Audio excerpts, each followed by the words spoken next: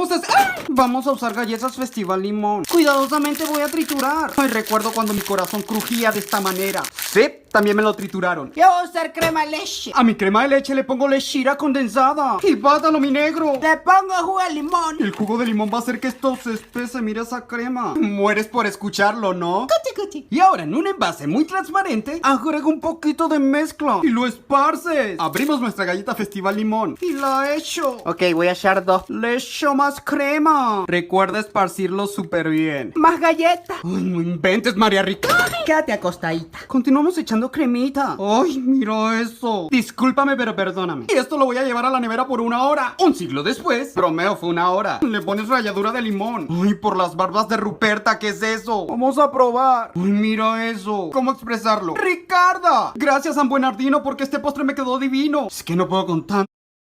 Likey